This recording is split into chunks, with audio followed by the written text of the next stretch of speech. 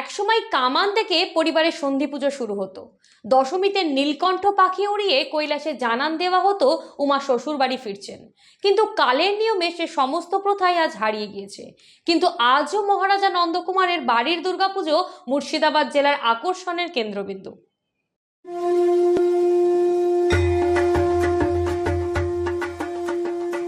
অতীতের পরম্পরা বজায় রেখে প্রায় ৩৫০ বছর ধরে বহরমপুর শহরের কুঞ্জঘাটা রাজবাড়িতে হয়ে চলেছে এই দুর্গাপুজো। ভারতের স্বাধীনতা আন্দোলনে বাংলার প্রথম শহীদ মহারাজ নন্দকুমার কুঞ্জঘাটা রাজবাড়িতে এই পুজো শুরু করেছিলেন। নন্দকুমারের পরিবারে দুর্গাপুজোর সূচনা হয় পদ্মনাভ রায়ের আমলে মুর্শিদাবাদ জেলার জারুলবাড়ালা গ্রামে। যদিও পরবর্তীকালে তারা এই পুজো বর্ধমানের বাহাদুরপুর গ্রামে নিয়ে যায়। মহারাজা নন্দকুমার বহরমপুর শহরে কুঞ্জঘাটা রাজবাড়ি তৈরি করার পর এই পুজো বহরমপুর শহরে শুরু হয়। এমনকি একসময় বাংলার নবাবরাও পুজোর সময় কুঞ্জঘাটা রাজবাড়িতে প্রতিমা দর্শনের জন্য আসতেন বলে শোনা যায়।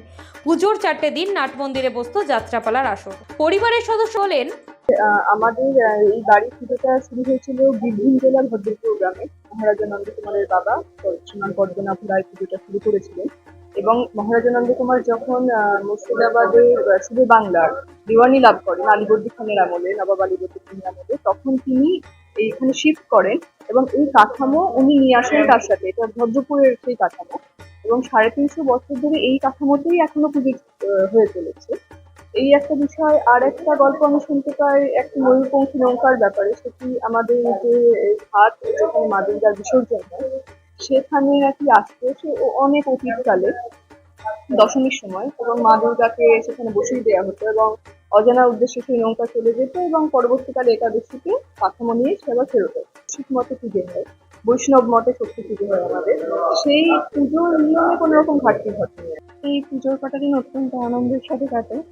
মানে ষষ্ঠী থেকে আমরা যা জোগাড় সারতে থাকি, আমাদের সপ্তমী, অষ্টমী, তারপর নবমী, দশমী, সে কাজের শেষ থাকে না। সে সকাল থেকে উঠে যেমন সকালে পুজো হবে তার প্রস্তুতি নিই, তারপরে বিকেলের জন্য আরতির আয়োজন করা হয়, তারপর অষ্টমীর দিনের সকালের পুজো, সন্ধি পুজো, তারপর ওই 108 প্রদীপের সাজানো, বিকেলের আরতি, নবমীর দিন পুজো হয়, তারপর হোমযজ্ঞ হয়, তার জন্য আয়োজন করতে হয়, তারপরে একইভাবে আরতি, তারপর দশমী, এইভাবে থাকলে ভীষণ ভালো হতো সেসব নিয়ম। কিন্তু সেসব নিয়ম এখন সরকারি বিষয়, সেসবে তো তার সম্ভব না। তো যা আছে এটাই অত্যন্ত আনন্দের সাথে আমরা পালন করি। মানে যা যা আর বাকি নিয়ম আছে তাতেই অত্যন্ত খুব আনন্দ।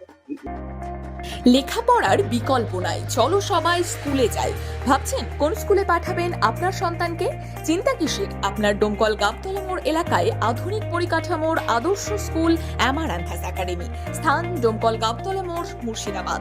এখানে আছে উন্নত শিক্ষক মণ্ডলী, আধুনিক ক্লাসরুম, উন্মুক্ত খেলার মাঠ, লাইব্রেরি ও নিজস্ব পরিবহন ব্যবস্থা। সন্তানের ভবিষ্যৎ গড়তে আসুন অ্যামারান্থাস একাডেমিতে। সন্তান আপনাদের, কিন্তু শিক্ষা আমাদের।